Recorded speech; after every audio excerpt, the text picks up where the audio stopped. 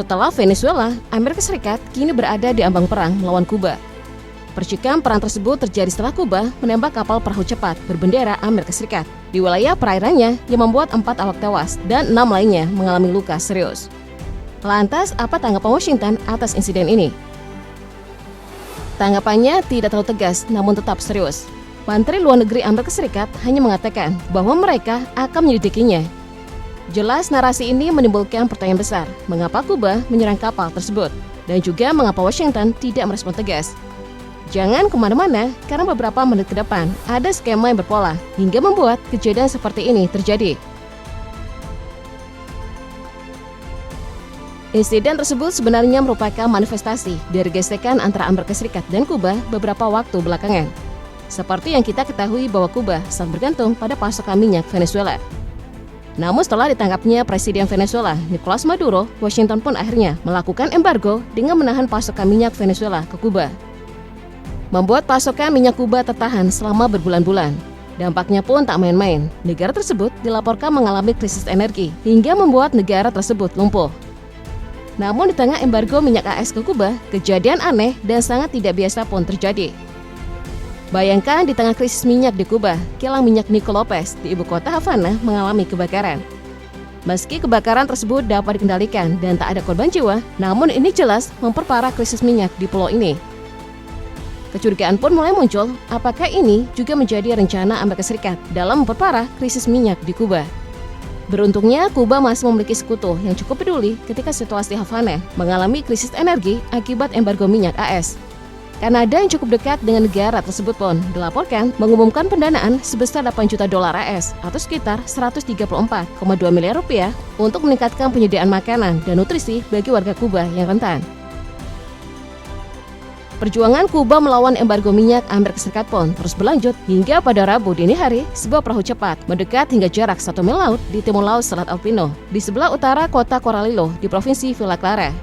5 pasukan penjaga perbatasan Kuba yang berada di atas kapal pemerintah pun mendekati perahu cepat tersebut untuk mengidentifikasi para penumpang. Namun ketika mendekat, orang-orang di perahu tersebut dengan cepat melepaskan tembakan ke arah para tentara hingga membuat adu tembakan tak dapat terhindarkan. Karena insiden tersebut, 4 orang di atas perahu cepat itu tewas dalam aksi baku tembak, sementara 6 lainnya terluka. 6 korban luka itu pun dievakuasi untuk perawatan medis dan ditahan oleh pemerintah Kuba. Sementara itu, laporan Kementerian Dalam Negeri Kuba mengatakan bahwa pihaknya menemukan senapan serbu, pistol, bom molotov, rompi anti peluru, teleskop, dan seragam kamuflase di atas perahu cepat tersebut. Ini jelas menimbulkan pertanyaan besar, apakah Presiden Donald Trump berencana menggunakan insiden ini untuk membuat Kuba bernasib sama seperti Venezuela? Supreme leader today said that U.S. attack could spark a regional war. Giving you response to that? Why wouldn't he say that? Setelah diselidiki lebih jauh, pemerintah Kuba pun mengidentifikasi para awak perahu cepat tersebut. Dalam pernyataannya, Kementerian Dalam Negeri Kuba mengidentifikasi penumpang perahu cepat tersebut sebagai warga negara Kuba bersenjata yang tinggal di AS. Para awak perahu cepat tersebut pun dilaporkan berupaya melakukan penyusupan ke Kuba dengan tujuan melakukan terorisme dengan menunggangi perahu cepat yang terdaftar di Florida dan nomor registrasi FL772-6SH. Para pengamat pun menaruh kecurigaan terhadap insiden ini sebagai sebuah rencana infiltrasi bersenjata yang kemungkinan besar didalangi oleh Amerika Serikat. Presiden Kuba Miguel Diaz-Canel pun menegaskan bahwa Kuba akan membela diri dengan tekad dan ketegasan terhadap setiap agresi teroris dan tentara bayaran terhadap kedaulatan dan stabilitas nasionalnya. Memberikan pesan kepada AS bahwa Kuba tidak akan menyerah. Mereka akan melawan jika kedaulatan negaranya direnggut seperti Venezuela.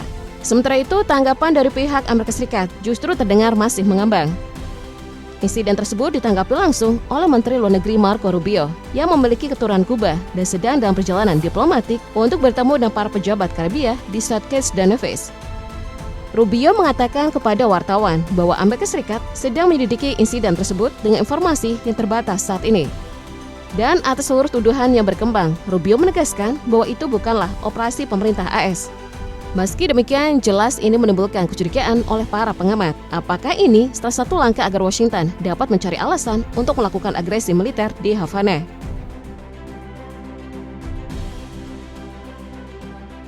Jika itu benar, maka pergerakan Rusia di Kuba ini jelas semakin memperkuat narasi tersebut.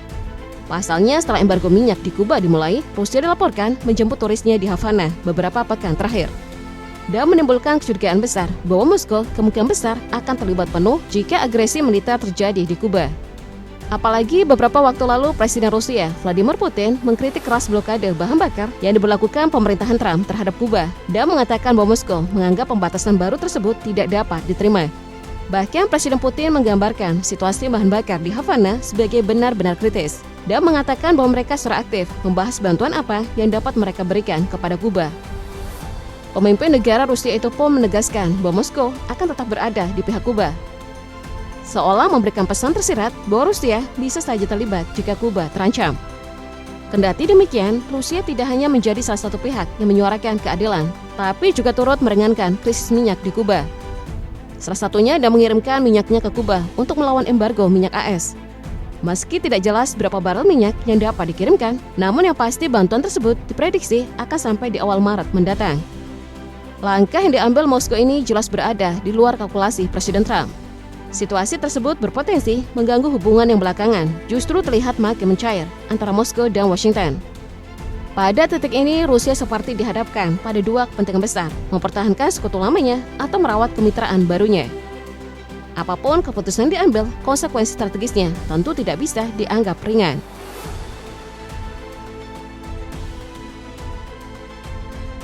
Sekarang mungkin kalian bertanya-tanya, mengapa Amerika Serikat begitu ingin menekan Kuba? Padahal Kuba tidak seperti Venezuela yang memiliki cadangan minyak. Jawabannya ada pada cerita masa lalu. Ini tidak lepas dari dendam masa lalu. Hubungan Amerika Serikat dan Kuba sudah terjalin rumit sejak awal abad ke-20. Setelah Perang Spanyol-Amerika tahun 1898, Kuba memang lepas dari Spanyol, namun bayang-bayang Washington tak pernah benar-benar pergi. Melalui Platt Amendment, Amerika Serikat memiliki pengaruh besar atas politik dan keamanan Kuba, bahkan mendirikan pangkalan militer di Teluk Guantanamo. Memasuki dekade 1950-an, Kuba berada di bawah kekuasaan Fulgencio Batista. Pemerintahannya didukung Amerika Serikat, namun di dalam negeri ia dituduh korup dan represif. Ketimpangan sosial melebar, kemiskinan meningkat, sementara investasi asing, terutama dari Amerika Serikat, menguasai banyak sektor penting. Di tengah situasi itulah muncul seorang pengacara muda bernama Fidel Castro. Bersama tokoh revolusioner asal Argentina, Ernesto Che Guevara, ia memimpin gerakan bersenjata dari pegunungan Sierra Maestra. Revolusi Kuba akhirnya berhasil pada 1959, menjatuhkan Batista dan mengubah arah sejarah negara itu. Namun kemenangan tersebut justru memperuncing konflik antara Kuba dengan Amerika Serikat. Apalagi nasionalisasi aset-aset milik perusahaan Amerika Serikat memicu ketegangan diplomatik. Hubungan memburuk, embargo ekonomi diberlakukan, dan dunia menyaksikan puncaknya dalam krisis rudal Kuba tahun 1962, momen ketika dua kekuatan besar nyaris membawa dunia ke perang nuklir. Konflik ini bukan sekedar perseteruan dua negara, melainkan simbol pertarungan ideologi di era Perang Dingin, kapitalisme melawan komunisme yang jejaknya masih terasa hingga hari ini. Sekarang AS dan Kuba kini berada di ujung perang. Walau Kuba jelas bukan tandingan seimbang bagi Amerika Serikat, kehadiran Rusia di belakangnya tetap bisa menjadi faktor pengganggu. Situasi ini tentu tidak bisa dipandang remeh. Terlebih lagi, jika konflik tersebut berkembang, fokus Washington di kawasan Timur Tengah bisa ikut terpecah. Dalam kondisi seperti ini, bukan tidak mungkin perhatian Amerika Serikat justru terbagi dan membuka celah kerawanan di antara dua medan yang sama-sama sensitif.